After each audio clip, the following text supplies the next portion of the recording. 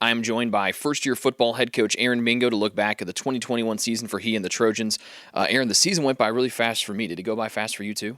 Yes, I was sharing this with my wife. I believe this was the fastest season of football that I've ever experienced, and was actually doing some math on like how long I've been in Upland, and it was beginning of June when I rolled into town and had to hire a staff, and we even signed a few players this summer, and then we were immediately thrust into the season, and it definitely was a whirlwind, and in a lot of ways can't believe it's over.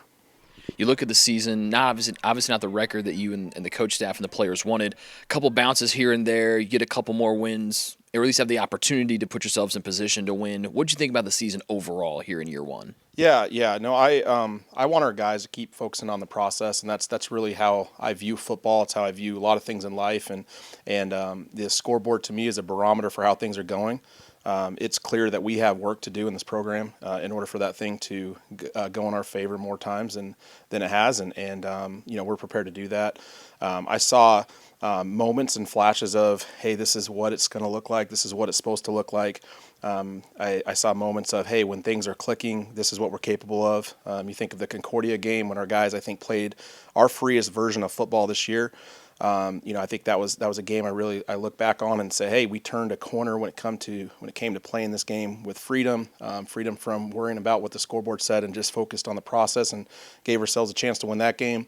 Experienced that in the beginning of the St. Francis game, and I think we lost a little bit of that in the end, and kind of took a step back. And that's part of the growth process. Is you're gonna have steps forward, and then you're gonna have a step back, and that's kind of how it goes. It's never just a straight uphill climb, but we're still on the right trajectory. And so overall, I'm extremely pleased about the buy-in from the guys. That was, to me, was the first objective of this first year is we have to gain the trust of the team. And I believe we have that. I believe we have a locker room full of guys that trust in our plan, trust in the direction we're going, trust in just how we're going to do things. And so that was step one. We have to learn how to become more competitively excellent. We have to grow in our toughness as a program for us to take another step forward. And this off season, I'm excited to get to work on that. And our guys are too. And we had a meeting yesterday where we said goodbye to our seniors. I had them actually leave the room so our team now can feel what it's like with who we're moving forward with. And after the seniors, poured out their heart and shared just whatever's on their mind, and they cast even vision for the future. Those guys believe they're leaving this place in a spot where Taylor football is set up now with the foundation for future success, and our guys in our program believe that too. And so, but we got a lot of work to do, and we're excited about the work, excited about the journey. We enjoy that we're doing this together, and it's going to be quite the off season. Let's talk about your seniors since you just brought him up. I ran into Ho Jun Yoon after the meeting a couple of days ago, and that was the one thing he expressed. He goes, "It was really weird because they all got up and they left." And he kind of looked around and were like, "Whoa, they're not here anymore." You only had a couple of months with this 20-member senior class, but what was it like to get to know them both on the field and off in your first year here at Taylor? Yeah, incredible. In some ways, I got caught up feeling almost like, why didn't I get more time with these guys? And then I had to quickly change my perspective and go, well, at least I got 4 months with them, because an incredible senior class. You think about the fifth years that came back because they love Taylor, because they love Taylor football, and they want to make sure this thing's going the right direction, so they just give everything they had to it. Think about the fourth year regular seniors that came in together, that strong class, that really the word love, I think, is the chief defining characteristic of what those guys embody and what they have for each other. And incredible leadership that really now we've got to have guys come up and fill some voids there. And so they meant a lot to me. I told them this. I didn't recruit any of them, but they became my guys. And I didn't fully know what to expect with that. But that is certainly what happened, and they're my guys. I love those guys. Even though we only had 4 months together during the season, those are relationships that are going to last for the rest of our lives, and I'm excited about that.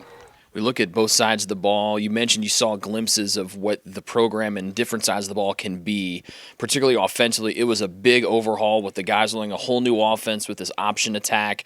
We saw signs of brilliance. We saw the first drive against Marion marching right down the field, and then signs of some struggles trying to get the offense under control. Where do you see it going now with an offseason and a full spring, something you didn't get a year ago? Yeah, no, that's great. Well, in particular the offense, we have an offense that has a lot of ball handling with it, and we That's, in some regards, that's probably what hurt us the most when it came to the wins losses this year. Was we turned the ball over at too high of a rate to be successful. And so with an off season now, with some experience from the season, I expect a dramatic improvement when it comes to us turning the ball over, whether it's pitching the football, whether it's mesh fumbles, whether it's even ball security fumbles. We had all of those issues. I do expect us to make a huge jump, and that will impact the offense. Obviously, it gives us more of a chance to move the ball and put points on the board, but it's also going to impact the defense of not putting them in bad positions like we did this year. And so, I saw aspects of it that go, hey, that's what it's supposed to look like, and then I saw a lot of it go, no, we're not there. We're not there yet. And so, got a lot of work to do. This is not an easy process, but we will get this thing rolling. Our guys buy into it. They believe in what we're doing, and there's just a lot of work to be done to put us in a spot to become an elite offense. Defensively, there are a couple of times throughout this year I remember where the defense had their backs against the wall and they stood tall and either forced a field goal or forced a punt against an opponent's offense. Avon Jones led the team with 91 tackles, second most in the MSFA Mideast. Another year under Coach Bodie's defensive system. They were really put in a lot of tough spots this year, but what do you think about the defense this year? Yeah, they played hard. They really sell out for each other. For the team, and that's probably what I'd say most about them. They were put in a lot of difficult spots. Times where we didn't stand tall, and there's other times we did.